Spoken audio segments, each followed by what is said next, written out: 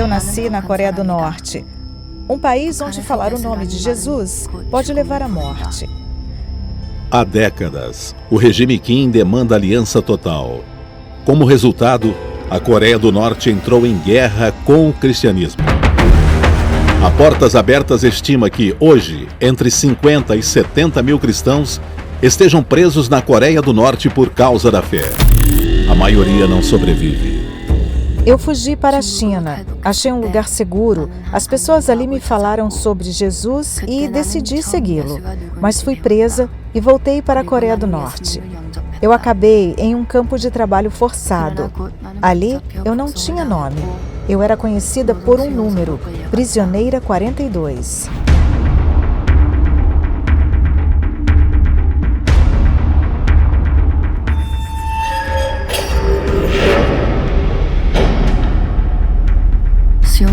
Fui colocada na solitária. Eles disseram que ouviram de uma outra prisioneira que eu acreditava em Deus. Todos os dias eles me perguntavam a mesma coisa.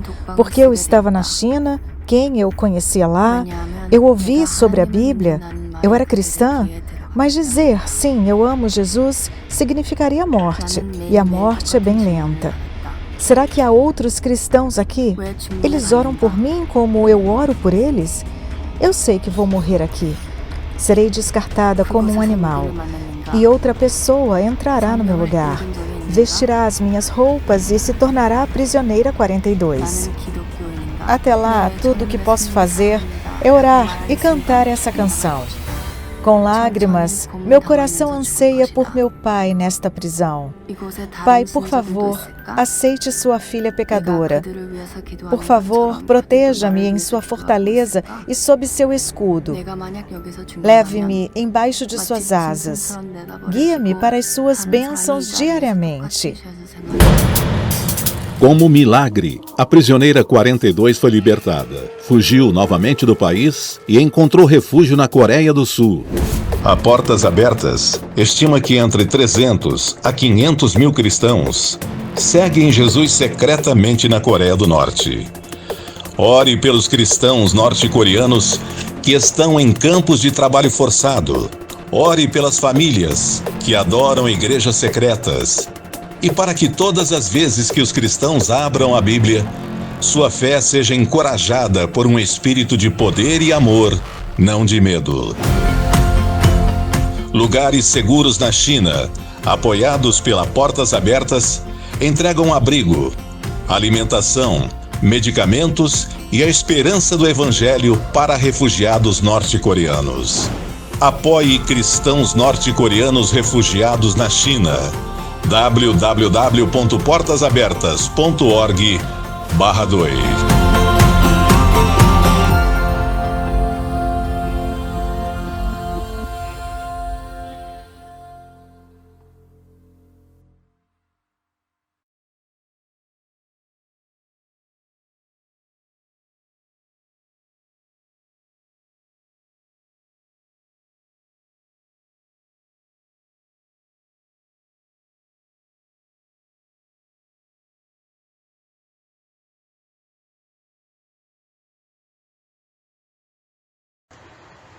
Oi, meu nome é Michele, eu tenho 23 anos, eu estudo pedagogia e eu tenho um chamado missionário.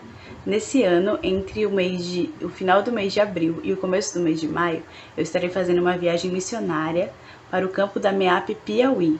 Nesse campo existe um projeto chamado Meu Peixinho, que auxilia no reforço escolar das crianças e serve também refeições diárias para essas crianças da comunidade. Além de auxiliar nesse projeto, também estarei auxiliando na igreja local, nos ministérios, tanto de louvor, com crianças, com jovens e adolescentes e o que for necessário, afinal estou indo para servir. Você pode fazer parte disso me ajudando em oração e também pode contribuir com algum valor específico que você sentir no seu coração. Se você gostaria de ter mais informações, eu deixarei aqui embaixo o meu contato, para que você possa entrar em contato diretamente comigo, e também deixarei aqui as páginas da MEAP, para que você possa também pesquisar algo mais, outros campos da MEAP, outros projetos. Também é muito interessante, muito legal pesquisar sobre a obra missionária em outros lugares. É isso, eu espero que você ore por mim, ore por esse projeto, Que Deus ele vá à frente de toda essa viagem, que Ele seja o centro de todas as coisas. Obrigada, Deus abençoe.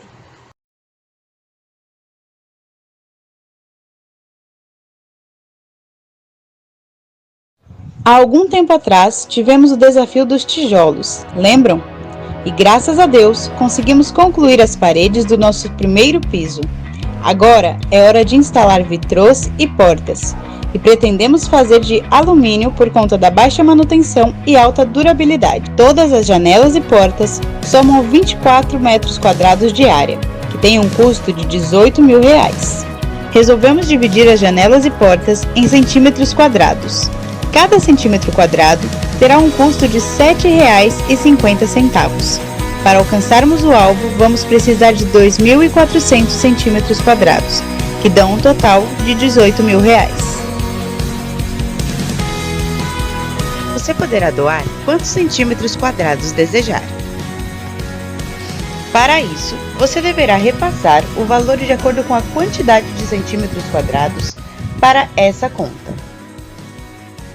Por exemplo, se eu quiser doar 1 centímetro quadrado, repassarei então o valor de R$ 7,50.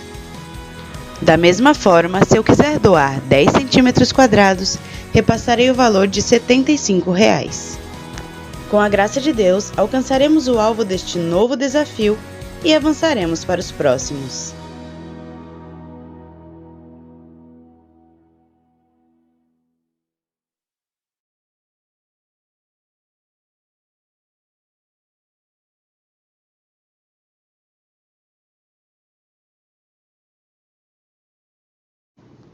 Olá, irmãos. Essa é a conta por onde vocês podem estar depositando seus dízimos e contribuições regulares.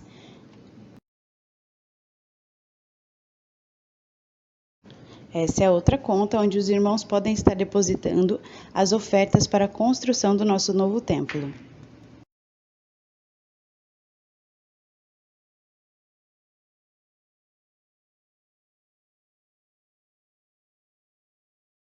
Olá, queridos, graça e paz em nome de Jesus. Estamos mais uma vez aqui para compartilhar a palavra de Deus com os irmãos. Nossa oração é que essa palavra venha falar de uma forma especial ao seu coração. Ela encontre aí um lugarzinho especial na sua alma e que isso faça sentido para você. A palavra ela seja para você um farol, um balizamento para a sua vida. Ela de alguma maneira ela se encaixa aí no seu dia a dia. A nossa oração é sempre essa, que Deus, por meio dessa palavra, ela venha trazer, você venha amadurecer, você venha crescer espiritualmente, e a palavra de Deus encontra aí o seu propósito na sua vida. Amém, queridos? Da última vez que eu estive aqui, eu estive pregando sobre as muralhas de Jericó. Eu disse que assim como aquelas muralhas ali estavam ali, né, na frente, atrapalhando ali a realização do propósito de Deus, assim também dentro de nós há muralhas, há fortalezas que muitas vezes nos impedem de ouvir o Senhor, nos impedem de avançar, né, na direção da vontade de Deus, nos impedem de romper na nossa vida espiritual, nos impedem de amadurecer, de caminhar mais, de ser mais útil, né, nas mãos do Senhor. Então nós precisamos lidar com essas fortalezas, nós precisamos ter fé, nós precisamos confiar, né, que Deus pode dar um basta nessas muralhas, nesses muros tão altos que muitas vezes se levantam na nossa alma. E Deus tem interesse, né, de tirar da frente dele, da nossa frente, tudo aquilo que impede que nós avancemos para a vontade de Deus, que nós cumpramos o propósito de Deus nessa terra. Amém, queridos? Que você esteja experimentando isso, que você esteja experimentando a queda dessas fortalezas na sua alma. Amém? Hoje nós vamos falar, né, dentro do capítulo 7, né, de Josué. É um capítulo bastante interessante, né, que fala de um momento interessante, que parece um ponto fora da curva. Parece uma palavra aqui que ela poderia não estar aqui, mas ela está. A palavra de Deus ela é fiel nos acontecimentos, em narrar tudo o que aconteceu na época, né? E se aconteceu aqui isso, isso tinha que estar registrado e de alguma forma isso pode falar ao nosso coração. Por que eu estou dizendo isso? Porque o capítulo 7 é o momento em que Israel sofre uma derrota, né? Depois de ter aquela vitória ali em Jericó, Israel sofre uma derrota e há uma razão para isso, né? Há uma justificativa para isso, né? E nós vamos refletir um pouco nesse capítulo. Tá bom? Vamos orar.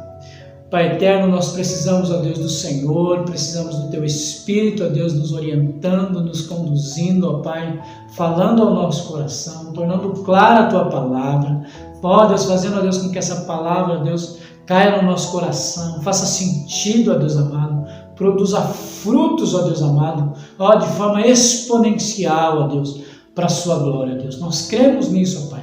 Nós cremos na ação do Teu Espírito, nós cremos na Tua palavra como autoridade sobre as nossas vidas, ó Deus, como alimento para as nossas almas. Por isso, ó Deus, nós pedimos ao Senhor, ó Deus, leva o nosso coração, a nossa mente cativa ao Senhor, ó Pai. Ó Deus, que os meus irmãos e eu possamos estar concentrados, ó Deus, nessa hora, para ouvir aquilo que o Senhor tem para falar conosco. Em nome de Jesus.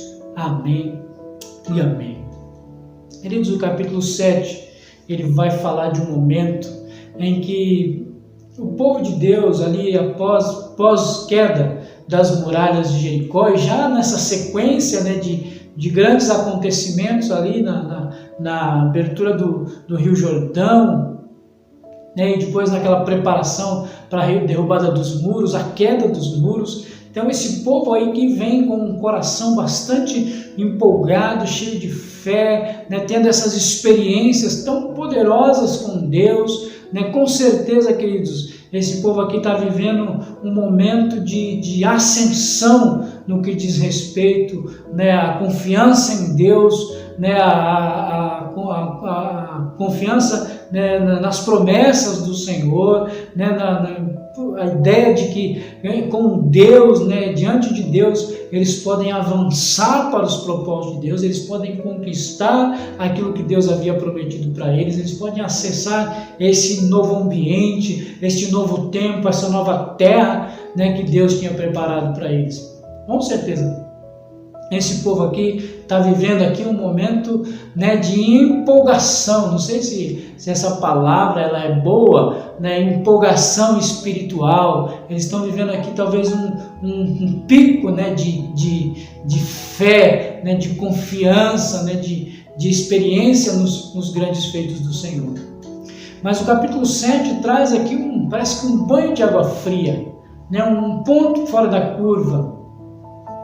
Algo que, poxa vida, a gente poderia tirar esse relato daqui para que a gente pudesse continuar aqui nessa mensagem de vitória em vitória, de glória em glória. Mas glória a Deus, porque a palavra de Deus é fiel, a palavra de Deus ela não trata apenas das vitórias, ela não trata apenas, né, das coisas boas que os homens fazem, mas ela trata de tudo o que aconteceu ali com os personagens bíblicos. E este momento aqui foi um momento de derrota, mas teve uma justificativa para isso. Isso foi por causa de alguma coisa, teve uma razão. Você vai logo no início do capítulo 7, você vai ver aqui que Deus, o autor aqui está dizendo, olha, o povo pecou contra Deus. O povo pecou contra Deus. E quando a gente voltar lá no capítulo 6 e ler 2 versículos lá do capítulo 6, a gente vai ver que Deus ele havia orientado o povo para uma coisa, ele tinha dado uma ordem expressa, ele tinha sido muito claro, ele tinha sido imperativo na sua ordem, e no capítulo 7 ele vai chamar essa ordem até de aliança. Ele diz, olha, eu fiz uma aliança com vocês, mas o povo pecou contra Deus. Eles não fizeram o que Deus havia mandado eles fazer, eles fizeram o contrário. E aí, queridos, o que acontece?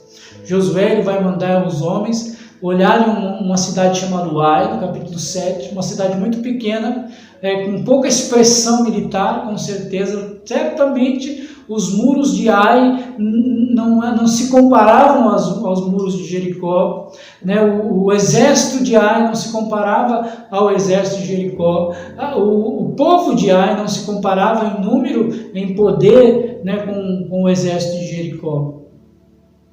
E certamente esse povo, com tanta empolgação, com tanta fé, com tanta confiança, eles estavam prontos a entrar em Ai e arrasar aquela cidade. E eles contavam com a fama, né, com o status, né, com a credibilidade que ia até essas cidades antes deles. Antes desses homens chegarem lá, né, chegava o que? A reputação deles. Esses caras que vêm aí contra a gente foram homens que passaram o Jordão em terra seca, foram homens que colocaram as muralhas de Jericó abaixo e derrotaram o exército de Jericó. Então, queridos, tudo estava favorável para que eles vencessem a cidade de Ai. Não existia nada que pudesse resistir a este povo. Porém, Deus havia dito lá no capítulo 6, olha, vocês vão entrar em Jericó, vocês vão conquistar Jericó, vocês vão dominar essa cidade, vocês vão tirar essa cidade, né, da frente de vocês, porém vocês não vão tomar nada dessa cidade, vocês não vão pegar nada lá de dentro, vocês não vão levar nada para casa. Olha só o que diz o texto de Josué capítulo 6, verso 18, né, quando Deus, antes mesmo de eles entrarem na cidade de Jericó, olha o que Deus diz: mas fiquem longe das coisas consagradas, não se apossem de nenhuma delas, para que não sejam destruídos. Do contrário, trarão destruição e desgraça ao acampamento de Israel. Toda a prata, todo o ouro e todos os utensílios de bronze e de ferro são sagrados e pertencem ao Senhor, e deverão ser levados para o seu tesouro. Olha, foi isso que Deus falou antes deles entrarem em Jericó. No capítulo 7, ele vai usar a expressão aliança. Ele vai dizer, olha, eu fiz uma aliança com vocês. Eu disse para vocês não tocarem nada. Eu disse para vocês não pegar nada. Eu disse para vocês não levar nada. Eu dei a vitória para vocês. Eu demonstrei o meu poder para vocês. Eu fiz vocês entrar numa cidade que era impossível de entrar por causa do meu poder. E vocês desobedeceram. Josué então envia homens, lá no capítulo 7, Josué envia homens para espiar a cidade, e esses homens voltam com a notícia de que, olha, não precisa o exército todo, manda só uma parte do nosso exército, e nós vamos conseguir vencer aquela cidade. Josué então enviou esses homens, poucos homens, né, alguns homens foram mortos, se eu não me engano 30 homens foram mortos, e os outros foram colocados para correr. Foi uma derrota vergonhosa, foi uma derrota humilhante, né? Não somente fisicamente, mas eles foram humilhados em suas almas, porque eles estavam ali com todo o status de vencedores. Eles, sabe aquele time, né, que vai jogar a final contra aquele time que não tem nenhuma chance, e ele já sabe que, todo mundo sabe que é ele que vai vencer. Todo mundo sabe que não existe possibilidade nenhuma do outro exército, do outro time vencer, e de repente, né, acontece uma reviravolta, acontece alguma coisa lá no meio, e o time que seria o vitorioso sai perdedor, e aqueles homens saem dali com cabeça baixa, tentando explicar o inexplicável. Foi isso que aconteceu quando o exército voltou de Ai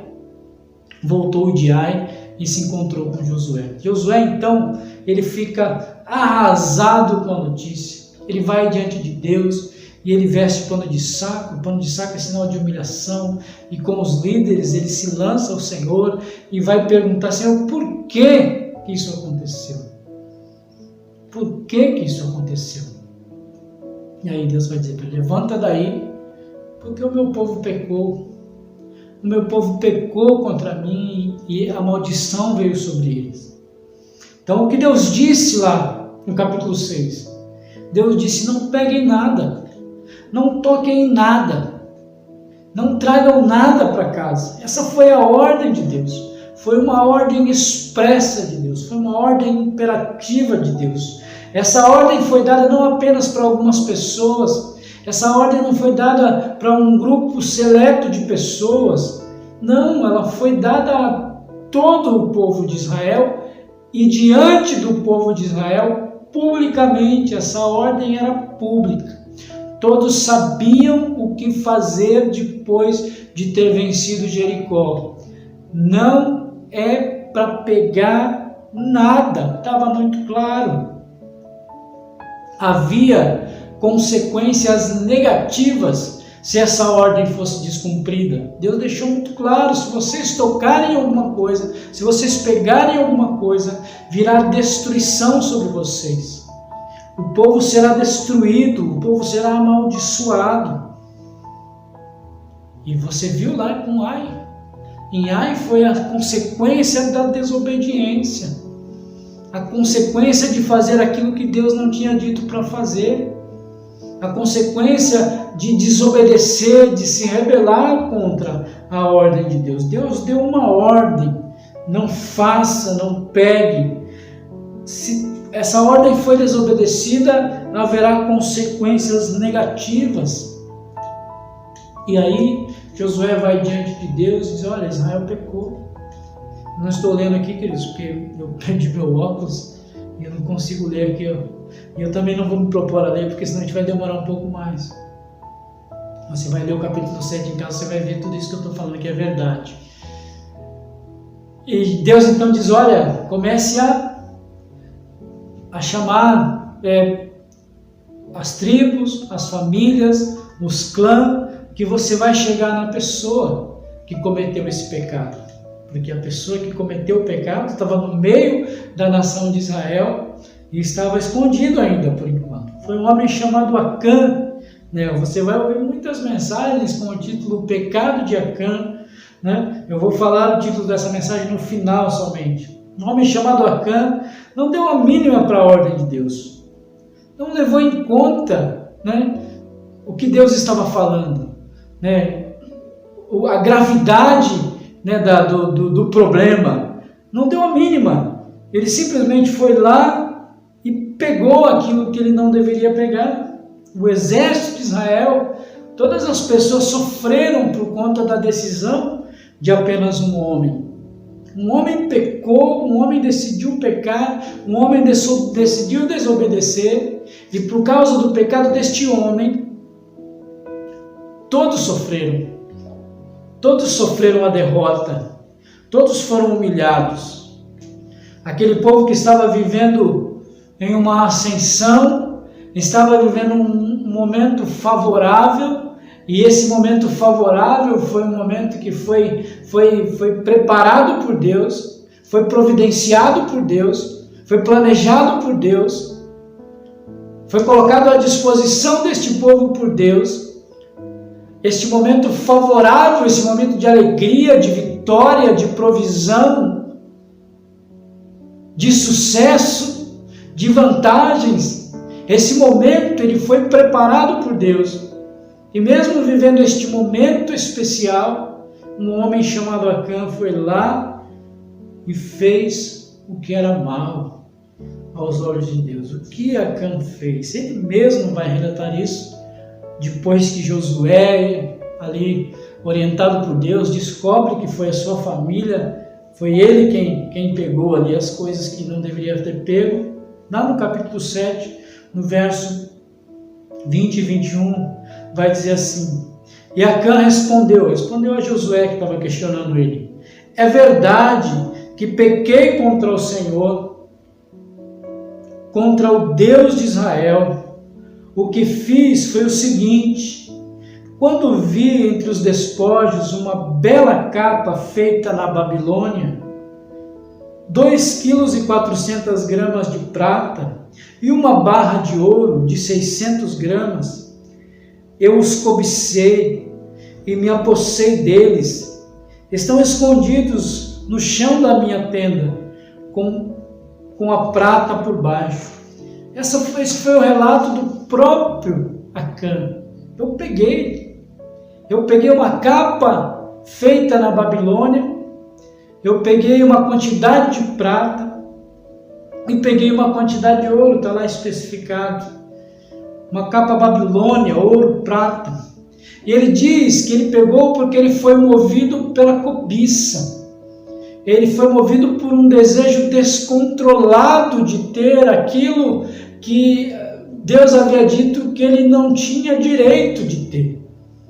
Ele pegou movido por um desejo, né, que fugiu do seu controle, que fugiu das suas mãos, de ter algo que Deus havia dito expressamente que não era dele por direito. Ele cobiçou, ele desejou. O Tiago, ele vai falar sobre esse desejo descontrolado, sobre a cobiça, sobre aquilo que está levando Acã a tomar essa decisão que vai trazer destruição para a sua vida e para aqueles que estão à sua volta. Olha só o que Tiago diz: cada um, porém, é tentado pela própria cobiça, sendo por essa arrastado e seduzido. Então a cobiça, tendo engravidado, dá a luz ao pecado, e o pecado, após ter se consumado, gera a morte. Esse texto é muito interessante, esse texto de Tiago. Ele compara esse desejo descontrolado, ele fala que esse desejo descontrolado leva a essa conexão entre aquilo que é desejado e algo que já está dentro, né, do coração, que parece que entra em harmonia com o desejo. É como o que o texto diz, é como uma concepção. Imagine na concepção o espermatozoide indo em direção ao óvulo, né, da mulher, o óvulo maduro. Imagine isso, o espermatozoide indo na direção do óvulo maduro. Quando esse espermatozoide ele se encontra com o óvulo maduro, né, se o corpo está são, se tudo está ali, né, controlado, se está tudo ali, né, saudável, o que vai acontecer?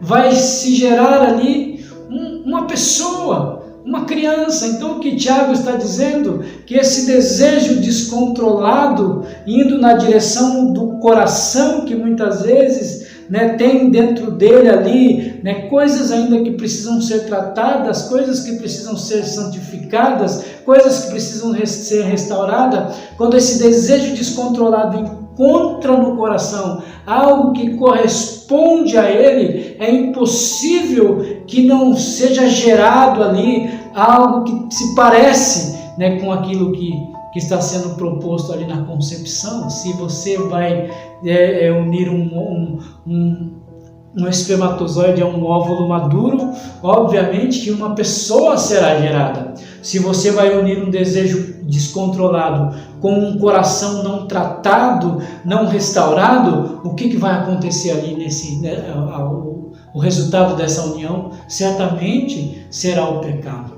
Então o que Acã está vivendo ali, mesmo debaixo desse ambiente favorável de bênção, de provisão, o que Acã está vivendo ali é um desejo descontrolado por algo que ele não poderia ter, mas que no seu coração ele havia decidido ter.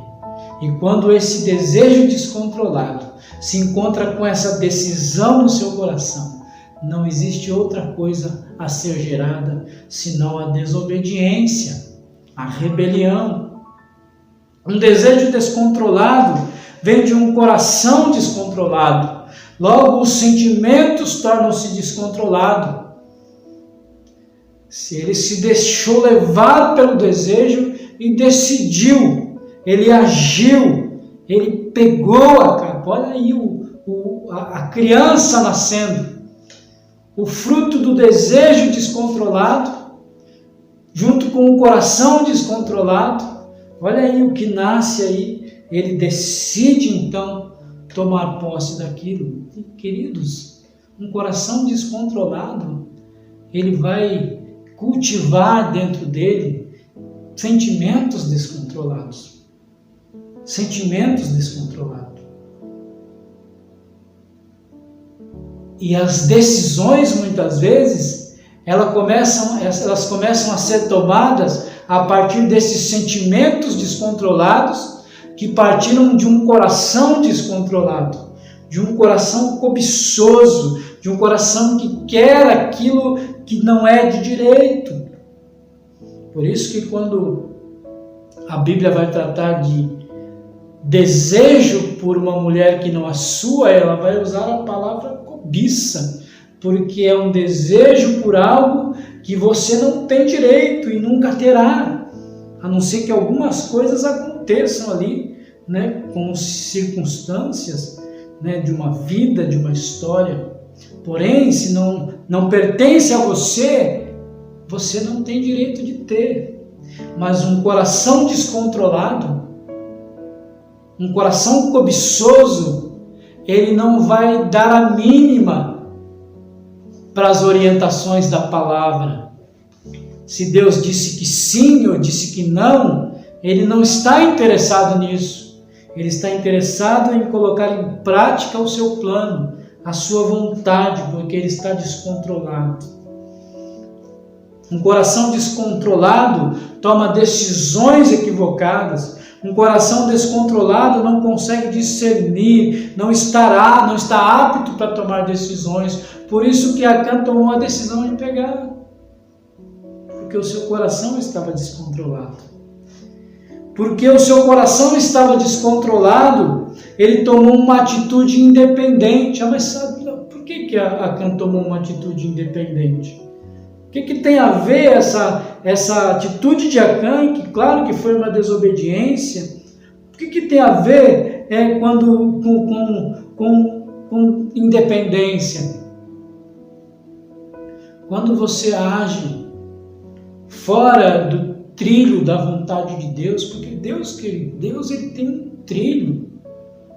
Há um trilho que a nova vida em Cristo precisa andar nele. É como se fosse um trem que não pode sair do trilho. A única opção de um trem sair do trilho é quando ele descarrilha. E se ele descarrilha, é uma tragédia, é uma catástrofe, é algo muito ruim. Então Deus tem um trilho para as nossas vidas, e esse trilho é feito com um material chamado Palavra de Deus. E quando nós tomamos decisões fora da vontade de Deus, é como se fosse um trilho descarrilhando, um trem descarrilhando, um trem caindo na ribanceira.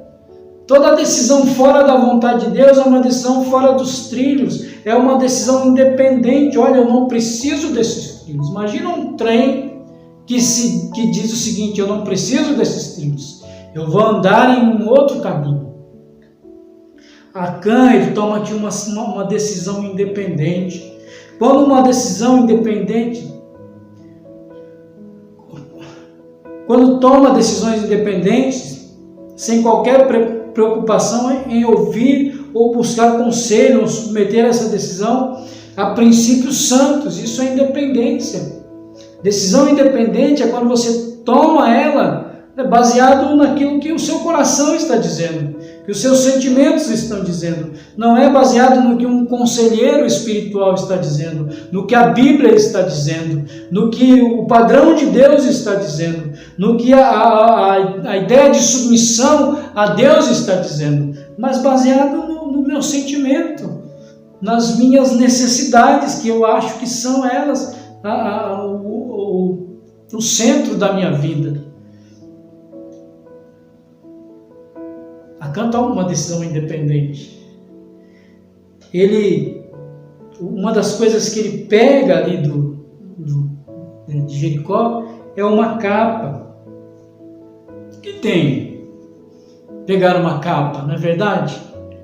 Para que serve, afinal de contas, uma capa? Uma capa é para mim me proteger do frio, é para mim me proteger da chuva.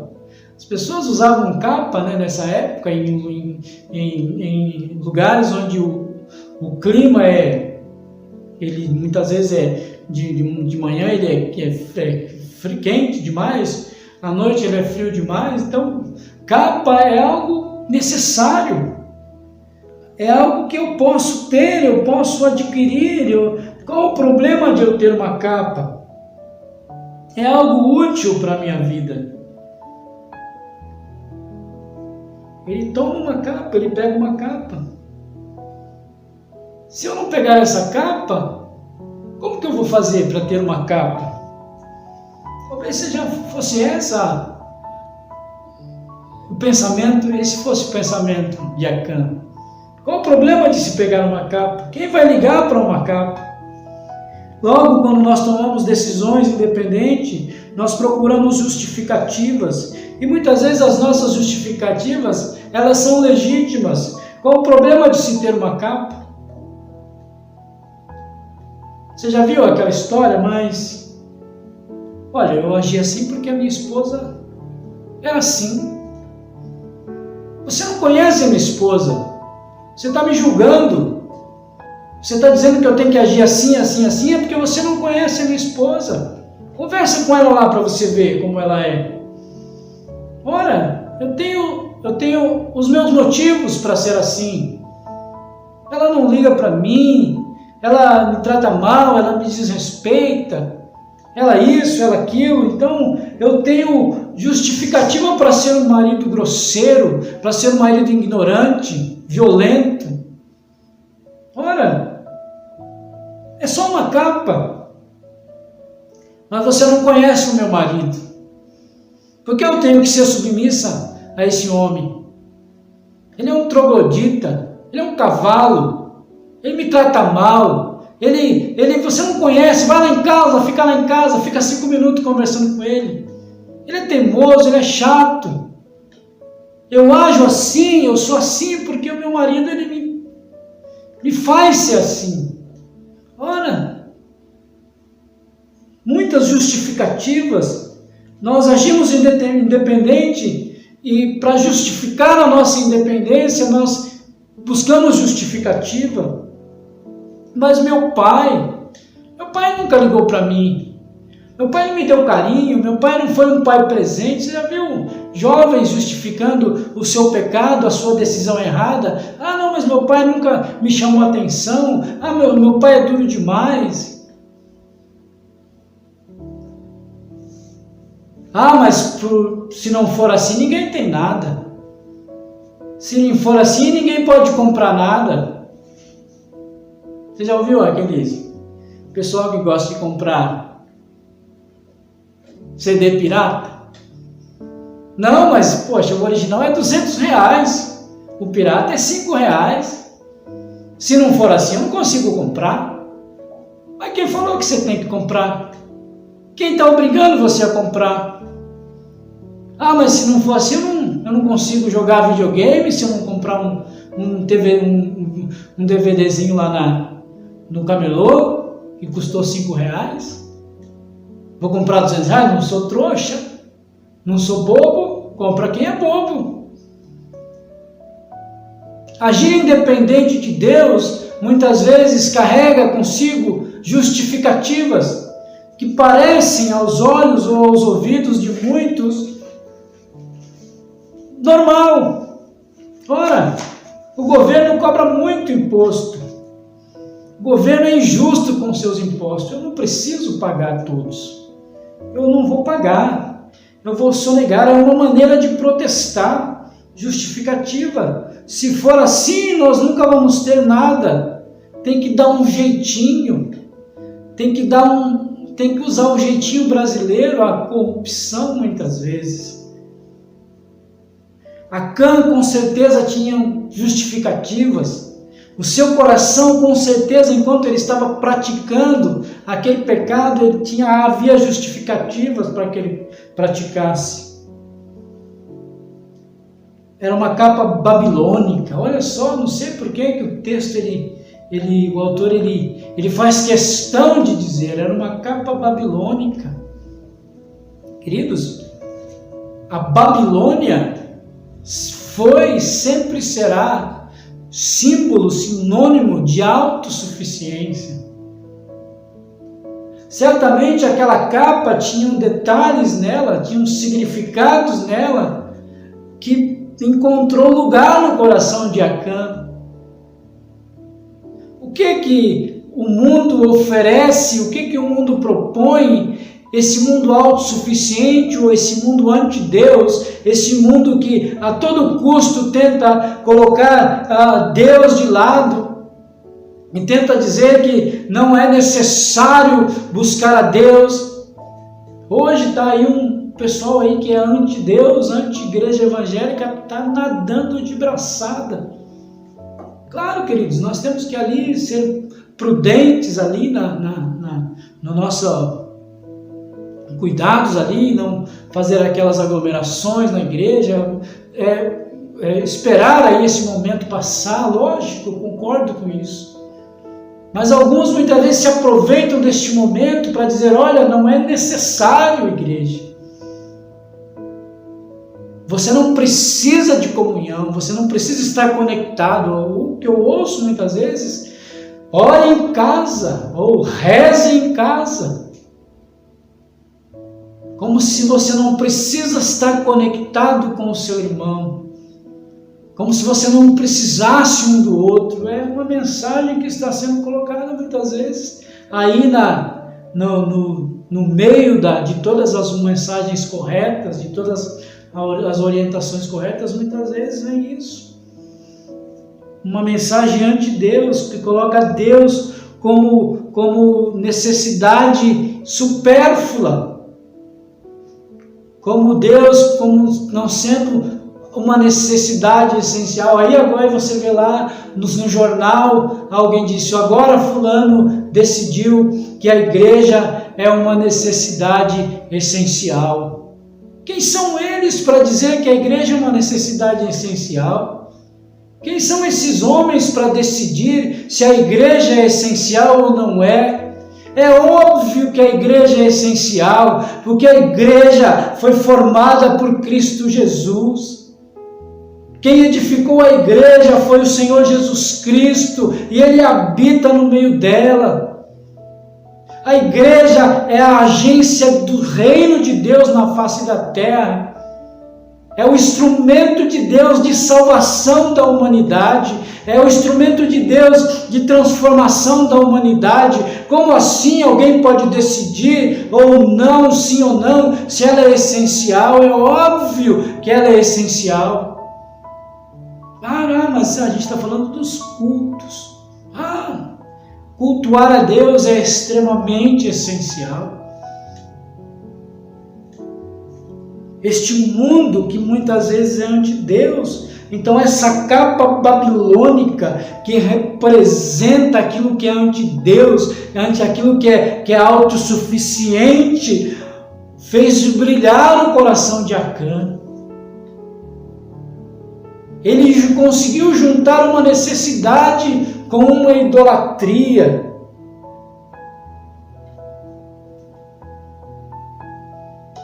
A atitude de Acã foi uma rebelião contra Deus, contra a sua vontade, contra o seu propósito, contra aquilo que ele estava fazendo. A rebelião está ligada à idolatria. O texto diz que ele pegou ouro e prata. Prata e ouro, queridos, é aí o material, né, que trazia provisão. Era a moeda de troca muitas vezes, era o que dava status, era o que dizia se aquela família, aquela nação, aquela cidade, ela tinha poder de compra, tinha status ou não. Então o ouro, a prata chamou a atenção de Acã, mas porque ele precisava de provisão, enquanto Deus estava ali providenciando ali a terra prometida, realizando os seus milagres, fazendo milagres na vida do povo. Acã estava de olho no ouro e na prata. Ele estava dizendo, eu não preciso da provisão que vem do céu, eu preciso dessa provisão que está aqui agora.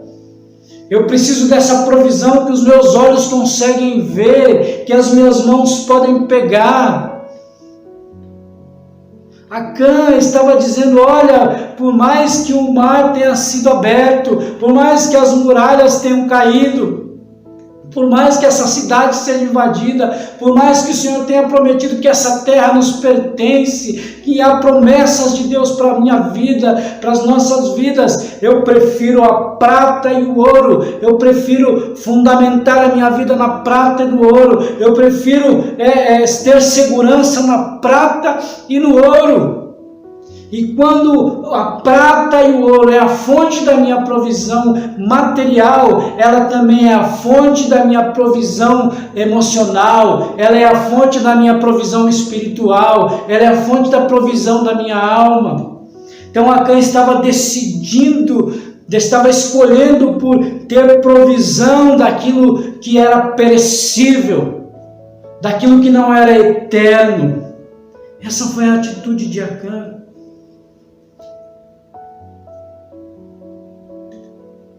Ele considera uma outra coisa como fonte de provisão, e considerar qualquer outra coisa como fonte de provisão da alma, do corpo e do espírito é idolatria. Quando você precisa escolher entre o que você faz para ganhar dinheiro e a vontade de Deus, aqui começa a caracterizar idolatria. É idolatria. Ela chega de uma forma sutil. A idolatria não entra com o pé na porta, derrubando tudo. Ela entra de forma sutil. E quando nós percebemos, nós já estamos enredados na idolatria. Acã, querido, está aqui manifestando atitudes que eram comum no período do deserto. Isso é importante saber. Esse povo, ele estava saindo desse... Lembra que eu falei lá no início das pregações? É um novo ambiente, é um novo tempo, é uma nova maneira de viver, novas perspectivas. Existem coisas que não vão ser aceitas do lado de cá, que foram aceitas do lado de lá, que foram muitas vezes... permitidas do lado, toleradas do lado de lá, permitidas não, toleradas do lado de lá, que não serão toleradas do lado de cá. É bom lembrar que Acã, ele viu todos os acontecimentos da sua geração passada, ele viu como Deus tratou, como as pessoas foram infiéis, foram ingratas a Deus nas gerações atrás.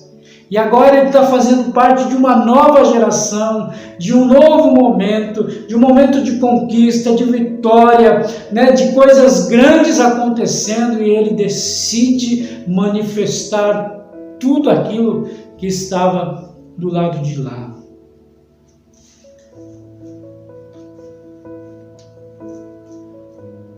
Eu vou ler um texto aqui de 1 Coríntios, já estou terminando, e vai dizer assim... Texto, quando Paulo, ele vai... Eu vou ler o capítulo, todos os versos, que diz assim: porque não quero, irmãos, que vocês ignorem o fato de que todos os nossos antepassados estiveram sobre a nuvem e todos passaram pelo mar. Em Moisés, eles foram batizados na nuvem e no mar. Deus está falando aqui de vitória, Deus está falando aqui de provisão, Deus está falando aqui de proteção, Deus está falando aqui de libertação.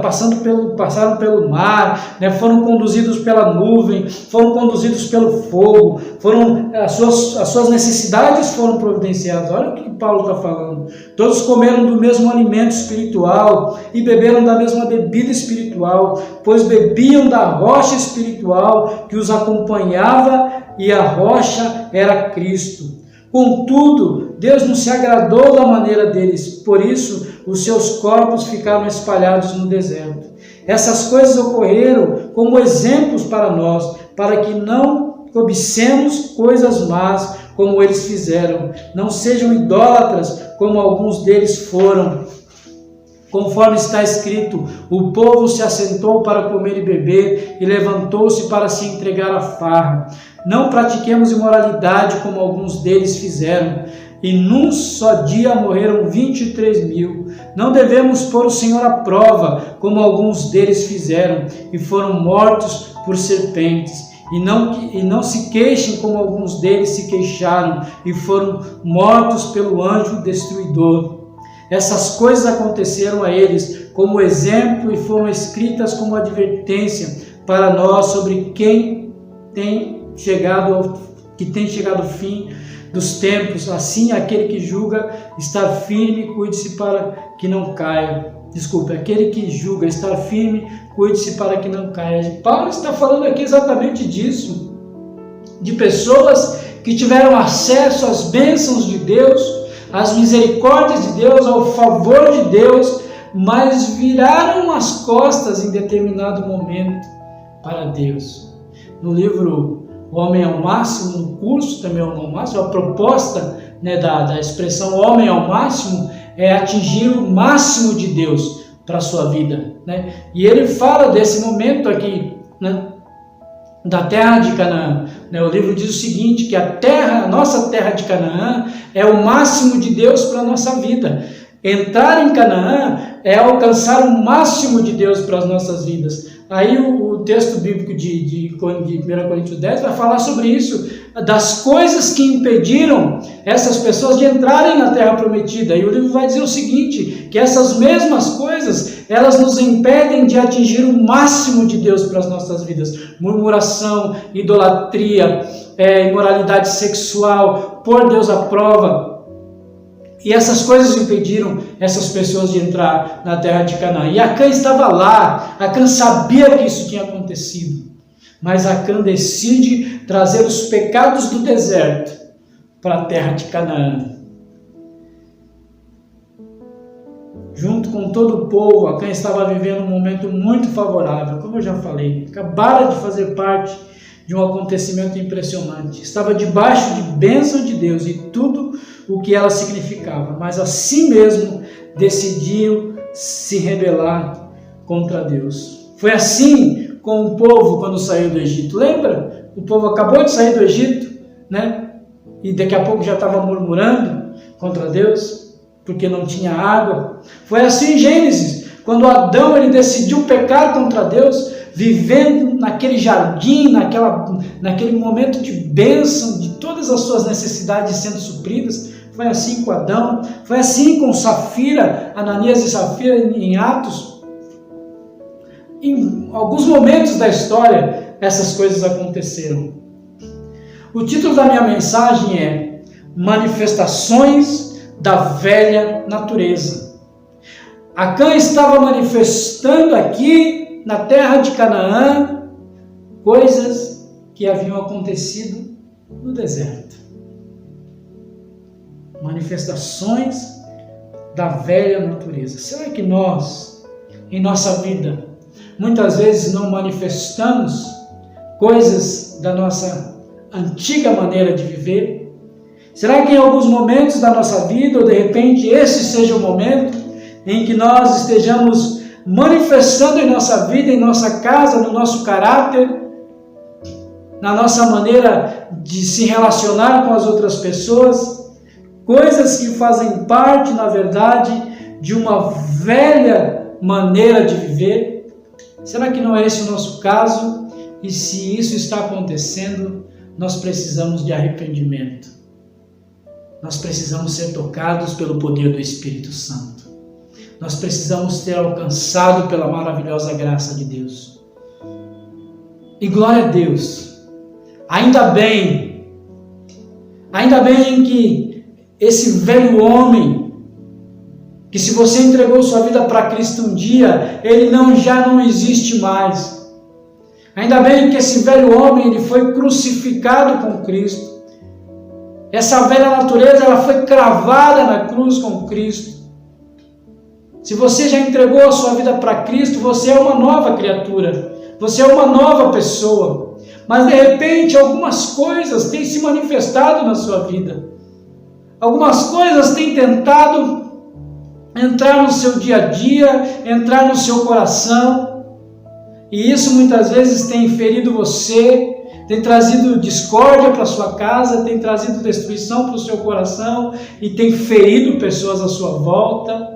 não tem permitido que pessoas à sua volta cresçam espiritualmente, e muitas vezes, ao invés de você ser um agente da bênção de Deus, da transformação de Deus, da graça de Deus, você tem sido pedra de tropeço na vida de outros, você tem sido um mau exemplo, você tem sido, ao invés de ser uma palavra abençoadora, você tem sido uma voz que tem levado muitas vezes pessoas a errar.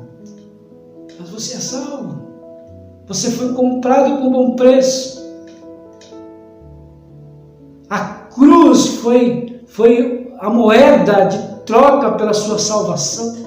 Jesus Cristo morreu em seu lugar.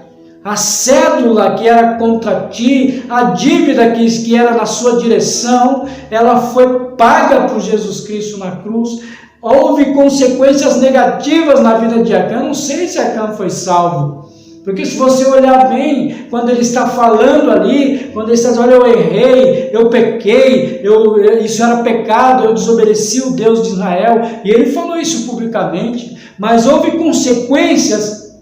Se você vai olhar o texto ali, o que é mais chocante no texto, em que Acã é levado para fora ali, e é apedrejado ele com toda a sua família e todos os seus pertences. Houve consequências graves na vida de Acã.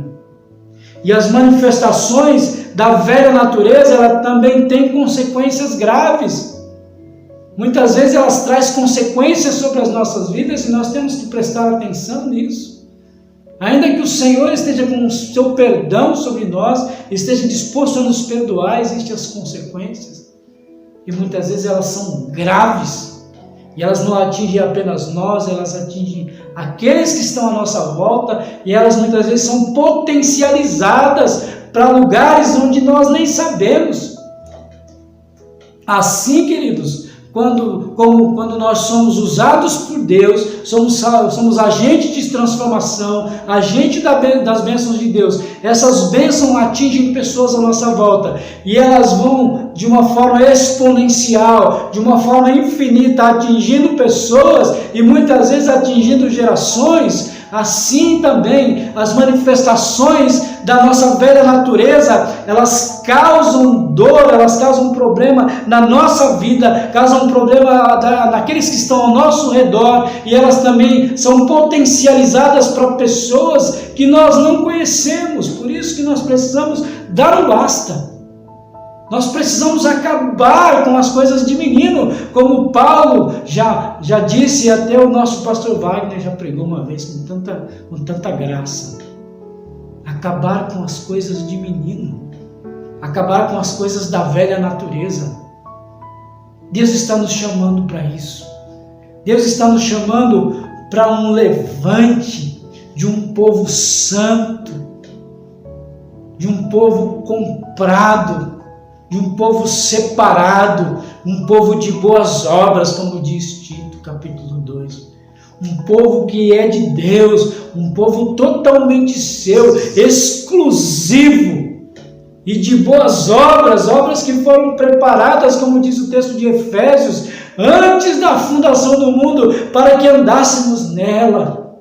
Nós não fomos feitos para andar nas manifestações da velha natureza e colhendo as consequências dela. Nós somos chamados, nós somos remidos, nós somos comprados, nós somos lavados pelo sangue de Jesus Cristo, nós somos comprados por bom preço. A Bíblia diz que nós somos reis, sacerdotes, nós somos como pedras vivas, nós somos chamados para anunciar o reino de Deus, ser agentes de transformação na vida de outros. Nós somos chamados para ser a voz no meio desse mundo tenebroso, desse mundo de trevas, desse mundo anti-Deus. Nós somos chamados para proclamar as grandezas daquele que nos tirou das trevas para a sua maravilhosa luz. Esse é o alvo de Deus para as nossas vidas. Acã não é o nosso exemplo de longe. Cristo é o nosso exemplo. Paulo é o nosso exemplo quando se propõe a obedecer a Deus com a sua própria vida. Que Deus nos abençoe, queridos. Que a graça de Deus venha sobre nós. Que o poder do Espírito Santo, o fogo de Deus, ele queime em nossos corações. e tudo aquilo que desagrada ao Senhor seja apartado de nós, seja lançado fora e possamos viver as vitórias de Deus. Quando esse pecado foi tratado no meio da nação de Israel, então Israel continuou a vencer. Eles foram lá e destruíram a cidade de Ai. Eles continuaram conquistando, eles continuaram vencendo, eles continuaram sendo parceiros de Deus em santidade, em poder, em graça. Que Deus te abençoe, meu irmão. Você tem uma semana regada da glória e da graça de Deus. Amém? Que Deus te abençoe.